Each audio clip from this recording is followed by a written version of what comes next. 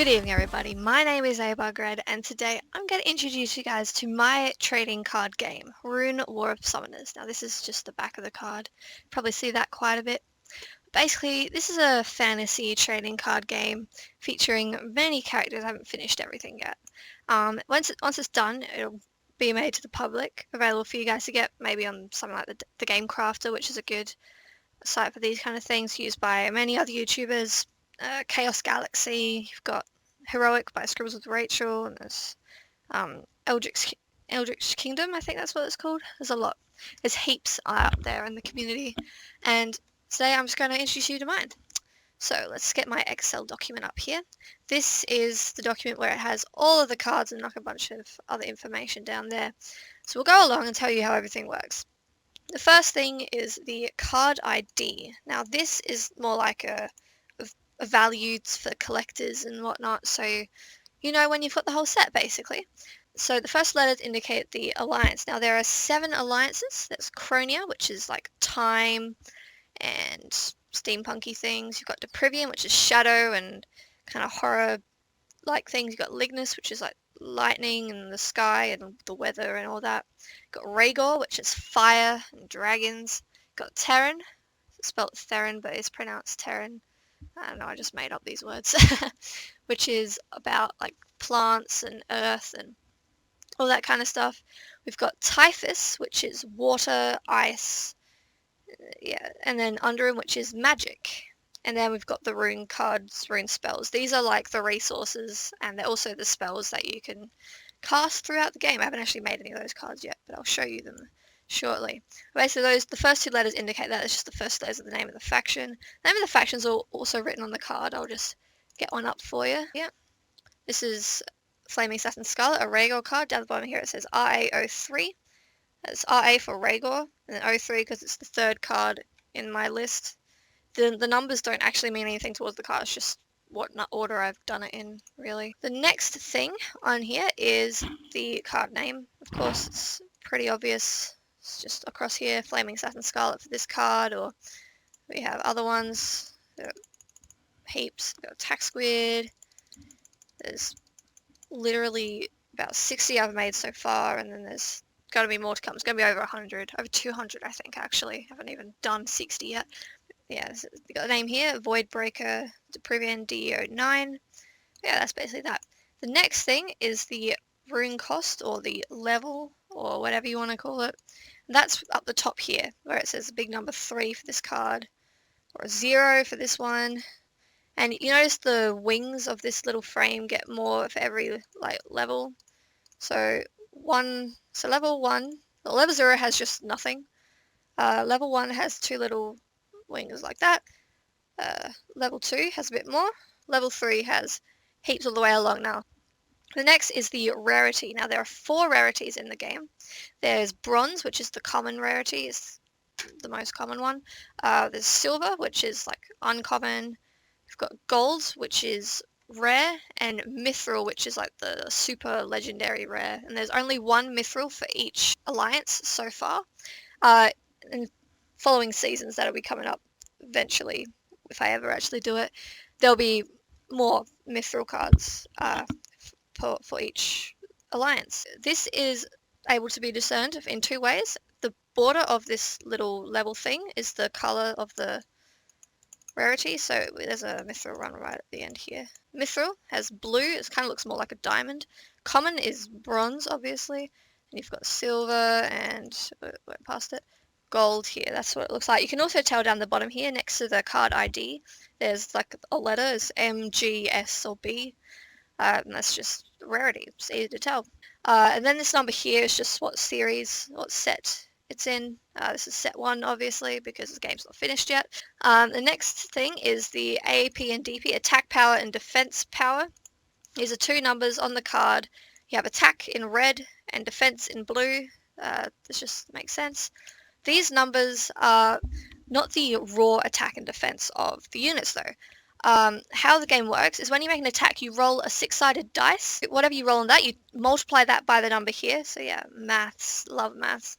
And that's the amount of value you have. And then your opponent who's defending, for example, will do it with this number here. And if their number is more than your number, then you don't kill their unit, and if your number's more than theirs, then you do kill their unit. If it's the same, then the defending wins. Defending always has priority. Now, there are abilities that change the things, like here, if you use one resource, that's what this symbol means, and this is in the defense zone, you double your defense power, so this becomes 14 times whatever you roll. So there's some rune spells that will give you critical damage, which is when you roll 2d6s instead of just 1. Alright.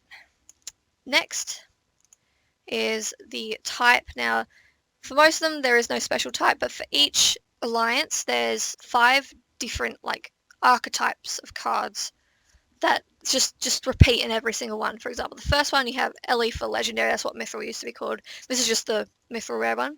You have HE for healing. Every alliance has 1 healing unit. You have US for useless. Useless units are my favorite ones to do because they're so easy and take no time. For example, in Crania, the useless unit is TikTok. They have 1 everything, 0 up here, and no ability. They're just there because why not? We need some cards that are trash. Next, there's the Standard. Standard is another ability-less one. Standard has a bit more. It's level 1. You've got 5 attack, 4 defense, and no ability. It's just like a standard bare bones kind of card that you can just throw out there easily. And then we have SH for shield. Every alliance also has a shield card, which does a perfect guard. There, we just went past it. Their ability is perfect shield, so they block any attack completely. And I've got to show you the healing card. So this one's the Rewinder. Basically, you can recover 1 damage. The whole crux of the game is you kill your opponent's units, they go to the graveyard as damage. When they have 10 cards in there, then they lose and you win. That's basically how the game works. The next, we have the abilities. No card will have more than 4 abilities so far. There are many different kinds of abilities. Written up here is like just text versions of the symbols, but down here there's like a bunch of symbols. For example, SP is the support, so there are 3 zones for you to place cards in the field. So the field, you have kind of like 3 spots like this is front line. You got 2 in the back here, which is support. It looks a lot neater than this. And then you have like an area up here, which is really just on top of these front cards as defense. And there's also, you have your deck, discard, graveyard, spell zone, and resource zone. This is a terrible way to show you, but that's basically how the layout of the thing works. And there are 3 zones where cards can be in for abilities. Well, you can technically have them in the graveyard, but it's kind of weird. But it's frontline, defense, and support, which is at the back. So this one, for example, is a support card. Their ability will only activate if it's in the support zone. This symbol here is resource cost or rune cost. So throughout your turns, you'll accumulate cards in this kind of zone here, and you can spend them to summon units. That's what this level at the top here is, or to use abilities with this orange symbol here. And this says ×1, so you only need to remove 1 resource, and you're all good. This one is retreat, which means you need to take it out of any of these. The front line or support, you just remove it from that zone, you put it into discard. It's like you killed it, but you didn't. Retreating units is when you remove them from your field. And then once you've done all that, this one says this, which means you got to do this card here. Once you've done that, you can heal 1, which means you just get rid of 1 of the damage in the graveyard. The next one, so you have frontline, which is red. It says FL. And this symbol here, it says OP. That just means opponent, because I'm too lazy to write opponent every time. So like in your opponent's field. So this, for example, this unit can attack 3 adjacent units in opponent's front line. Then DF is defense, and the D here, that's discard. So you discard cards from your hand into the discard zone. Everyone will have a hand with like a bunch of cards in it. That's basically what that does. And yeah, some more things. The alliance is written down here, and then a symbol up in the corner here tells you what alliance it is. So this is the Privian symbol. There's Lignus. Rhaegor is that. This is Terran. And this is Typhus, and this is Underim, which is a weird eye-looking thing. And that's basically the symbol things. And also the colour of this background changes for the different alliances. However, unless you have full art cards, now each pack you'll receive some full art cards. Now the difference between full art cards, I'll just open the same one as this one up here. The big difference is that they just don't have the border. It's not even anything exciting. So that's that's the difference between full art and regular. It's only really collector's thing. The full art doesn't actually do anything to the game. It just looks cooler because the game crafter can't do foil cards, and I don't really know where I can make it do foil cards. So this is a substitute. Now, of course, these are rarer than the rarity here. So this is a common, but it is a full art, so it's a bit hard to get. The hardest ones to get will be mithril full arts. Those will be very difficult. They do exist. I have got mithril full art right here, but they are harder to get. But that's basically that. Now here, this green boxes just tells me if I've done it. So this column, if I've done the image, this column if I've done the regular card, and this column if I've done the full art card. As you can see, I've done all of the Cronia, nearly done all of the Deprivian, and then I've done like a couple in all the others. So yeah, that's basically my game. And yeah, if you guys have any suggestions, just let me know. Down here, I'm just messing around with things. Ignore these prices; they won't be real. They're just non-existent. This is the most recent iteration of the game. I did do all the cards in an older style. I'll show you that real quick. So the back used to look like this. This is what the cards look like on the front.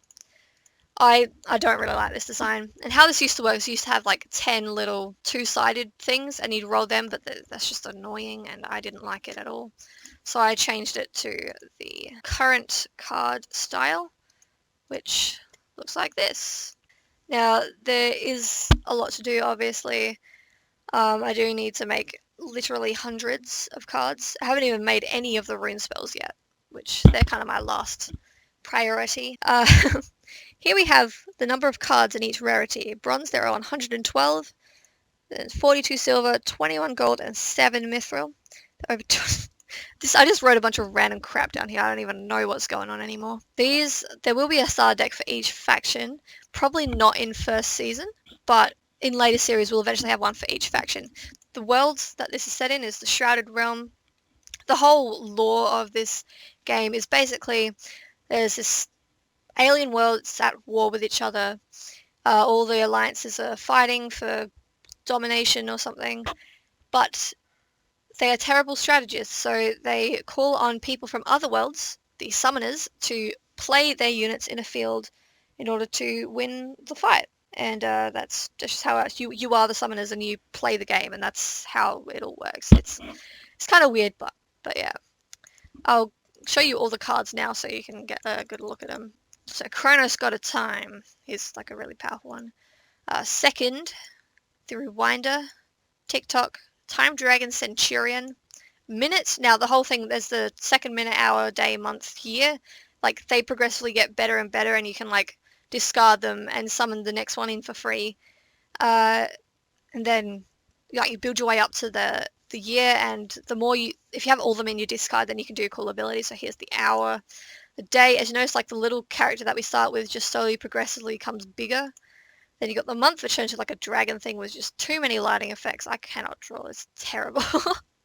Oh my gosh. And you have the year. So basically one of its abilities, if you have all the previous iterations of this character in your discard, then you can like do some cool abilities and whatnot. But he has a lot of abilities. He's pretty powerful. He's like the main card of the starter deck for time. Time Mummy, just a defense, no one cares. Timekeeper Sekos, Stopper of Time Eris, Mr. Late. Now this card is the best card in the game because every time you get it, if it's in your hand, you just discard it and you draw 2 cards. No, you don't discard it, you shuffle it into your deck and draw 2 cards. And honestly, it's amazing. Now, I initially thought maybe only one faction per deck, but now I'm saying, yeah, just mix them up if you want to. I mean, there are a lot of abilities that only let one alliance go through, and I'll probably make runes that only work for certain alliances as well. But say you want to run Deprivian, but this card would save you heaps of time. You just add this to your deck. Why not? Then Mrs. Early. These 2 cards work together really well as well. You summon all the Mr. Lates to your defense, and then it's like a good defense. I don't know. It's pretty good. Clockwork Contraption. This card, when it's killed, whatever attacked is put in discard. So they're fun ones to just chuck in your front line when you can't be bothered doing anything else, so they don't really attack you. Clockwork Soldier, Clockwork Warrior. Clockwork King Perpetuos, Time Traveler Isaac, Cogs, Wind Up Warrior, Time Shield Infinus, Clockwork Guardian, Future Seer Eon, Clockmaker Sakeless. Then here we go into Deprivian, we've got Phantom Lurker. We've got Morbid Harvest, this really bloody image. Cavern Dweller, Creeping Horror. This thing gives me nightmares, is actually scary. But that's okay, because that's what I was going for. Black Dragon Inic. The colours just didn't work on this unit, but I've given up. It looks fine. It's tolerable, okay. Vortex Master, which is the healing card for Deprivian. Death Wraith, which is the standard. You've got Creepling, which is a weird looking, I don't know what that is, terrifying. Voidbreaker. I really like the artwork on this card. It just looks so good. I love it. Lich King. We've got Hollow, which is the useless unit. I say useless, I mean, they probably have some powerful use, and all the starter decks are going to be filled with them. So you guys just have to have them. Sorry. But I don't know, there might be of use in the deck. They might be good for discard bait, for example. Like, a lot of abilities require you to discard cards, so yeah. I also forgot to mention the whole thing about each alliance. They have different kind of abilities. In Chronia, they're all kind of just time-based, like the Rewinder rewinds time and heals your friends, and there's units that start off with no power or anything, but as time progresses, they slowly get more and more powerful every turn they're on the field. That's basically how it works. A lot of the space with time. In Deprivian, a lot of the abilities involve getting rid of units on your field and summoning them out of the graveyard, which is pretty cool. So you got like zombies going on. That's basically Deprivian's ability. I'll get to the others when we get to it. This is the most recent one. I just did this one. Vortex Giant. And yeah, he's kind of a lame card, but it really shouldn't be silver rarity for this. But it's okay. And Green Shadow Snake, which seems like a really lame card, but it's actually one of the more powerful ones. I don't know what happened there, but okay. Snake Summoner Alkia, he works well with the snake. I don't know why he is yellow. Oh, that's because I changed lighting effect, because this color of this snake didn't match this picture, because I drew this one first, and it just doesn't match, but I've given up. The Necromancer, got now here Lignus, Ancient Guardian.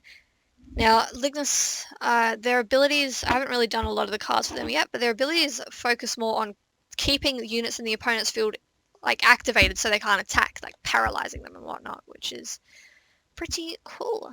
But here's Ancient Guardian, here's Sparky. I literally just, this was the fastest image I drew. I just scribbled on Photoshop and then added some effects and bam. Sparky. It's a very high quality image. The Electrician looks like Goku. Wizard of the Weather. This one looks cool except his hair kind of like cuts off. I don't even know what's going on in these images. It's pretty bad. But yeah. Then we have Rhaegal. This is Crispy Boy. I actually really like this picture. It just looks really nice. But this is the useless, I'm doing finger quotations when I say that, card for Rhaegal. Now the whole Rhaegal's thing is they get rid of units on the opponent's field. So a lot of their abilities force the opponent to retreat units on their field. So they don't have anything to attack you with, which is cool, I guess. Yeah. There's Crispy Boy. This is the Mithril, Eternal Flame Demon. Then Flaming Satin Scarlet. Then we have Flaming Spear Leon. Now this, I don't know what happened with this unit. The color is just stupid, but I gave up, man. I gave up. This art drawing is tedious, and when you have to draw over 200 individual little characters, you want to kill yourself at the end. But there we go. Raging Claw Dragon is just kind of a generic card. Desert Worm. Now another thing with Rhaegal is not only it's just fire, it's also like desert things. So you got Desert Worm, you got some like desert bandits and thief lord thingies. I don't know. There's lots. So yeah, here's Terran. This is Soldier Bug. Terran's ability crux is the more things you have on your field, the better your units will be. I haven't actually made any of my ones like that yet, but that's what's going to be the big part of this alliance's abilities. Here's Soldier Bug. This is the standard. And you got Seedling. This is really cute. I like how that one turned out. And then we've got Venus Death Trap, which kind of does what the Lightning, the Lignus units we'll kind of do, but why not? Mix it up a little bit, you know? Then we got Typhus. Typhus's abilities let you move your opponent's field around more than anything else. That's basically it. So you have Attack Squid, we've got Charybdis. This is a terrible picture, but I can't draw, remember, so we're all good. Dolphin Rider Eric, which looks really derpy goblin with really long arms for no reason. Got Bubbles. This was an easy image. It's another fast one like Sparky. Then here we have Underhim. Underhim's abilities let you see into your opponent's future, like lets you look into their deck, lets you look at your deck, lets you look at their hand, lets you look at their face down runes and all that. So Ancient Oracle Zarya, weird looking. I'm not even gonna go there. It's a terrible picture. I'm really bad at drawing. The hair like comes up from there, even though the head would stop there. I don't know what's going on here. And then we have Mystic Eye, Squishy Object, Schniggly Bum. I hate myself. This was not my idea. This was my little brother's idea. He's obsessed with this kind of weird, I don't know, Mystic Knight, and that's the last one I've made. So those are all the cards I've made so far. There will be literally hundreds more before I can actually release this because it needs to be done first. But yeah, that's basically that. Thank you guys for watching. I hope you enjoyed the introduction with my card game and hope it gets you excited for when I release it, which will probably be in a million years time because I'm never going to finish this. No, I will finish it eventually. I've just finished high school, so I have a lot of free time after exams are done and we'll be able to finish all this up real nice. I'm procrastinating from studying right now. I really need to study. Goodbye.